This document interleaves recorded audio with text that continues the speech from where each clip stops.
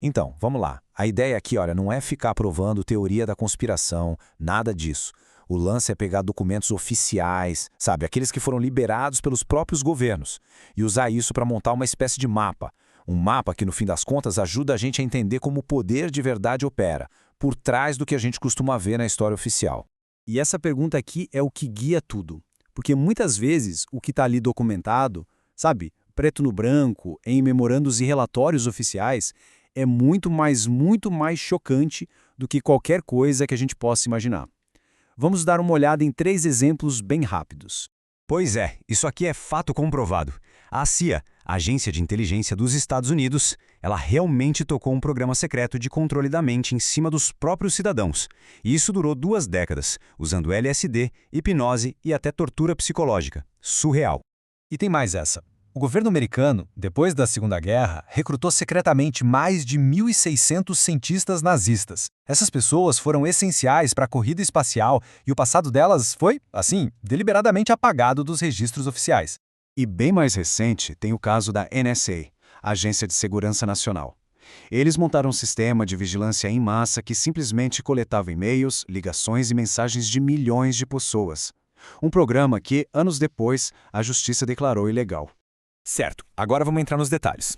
Tudo que a gente vai ver daqui pra frente não é mais teoria, tá? É o que está confirmado nos arquivos oficiais, em investigações do Congresso e até em decisões de tribunal. É a realidade documentada. Olha, o projeto MK-Ultra parece coisa de filme de espionagem, mas foi 100% real. A CIA usou LSD, privação sensorial, até tortura em cidadãos americanos que nem imaginavam que estava acontecendo.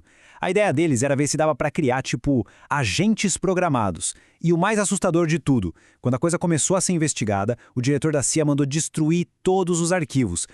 E dá uma olhada nessa linha do tempo. O programa ficou rodando por 20 anos e por muito pouco, ele não ficou em segredo para sempre. A gente só sabe que ele existiu por causa de uma caixa de documentos financeiros que alguém esqueceu num arquivo. Isso mostra o quão frágil pode ser a história que a gente conhece, né? Essa era a ordem oficial do presidente Truman. Uma ordem clara, direta, sem margem para interpretação. Mas o que aconteceu na prática foi exatamente o contrário. A realidade foi que essa ordem do Truman foi, assim, ignorada de forma sistemática. Oficiais da inteligência simplesmente falsificaram documentos para limpar a ficha desses cientistas, incluindo figuras como Wernher von Braun, um membro da SS que virou o herói americano que levou a humanidade até a Lua. O pragmatismo venceu a moralidade. Esse número aqui é simplesmente absurdo. 1 bilhão e 700 milhões. Isso é por dia. Antes mesmo do Edward Snowden aparecer, documentos internos já mostravam a escala da vigilância da NSA. Ou seja, a infraestrutura para uma vigilância total já estava lá, funcionando há muito tempo. E o PRISM era o carro-chefe disso tudo. E o pior, funcionava com a cooperação direta das gigantes da tecnologia que todo mundo usa todos os dias. E não era só para pegar terrorista, não. A NSA espionou líderes de países aliados, jornalistas, ativistas. Anos depois, um tribunal foi lá e confirmou que muita gente já desconfiava. O programa era ilegal. Beleza, então a gente viu os eventos. Mas como é que essas coisas são possíveis? Agora vamos tentar analisar os sistemas, a tal da arquitetura invisível que permite que isso aconteça. É o porquê por trás do o quê. Vamos começar pelo dinheiro. Muita gente não sabe disso, mas o Federal Reserve, o banco central mais poderoso do mundo, não é uma agência do governo. É uma entidade privada, um consórcio de bancos que foi criado depois de uma reunião secreta. Ele tem o poder de criar dinheiro do nada, só que esse dinheiro entra na economia como dívida. O que isso significa? Que para cada dólar criado, uma dívida correspondente é gerada. Um sistema que, por natureza, beneficia quem empresta o dinheiro. E a informação? Como fica?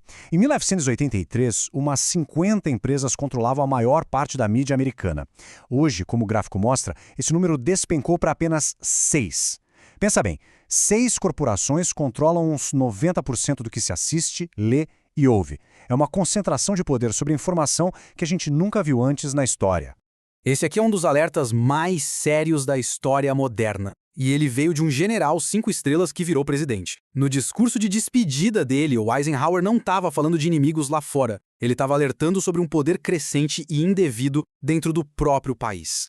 E esse gráfico aqui ilustra perfeitamente o que o Eisenhower queria dizer.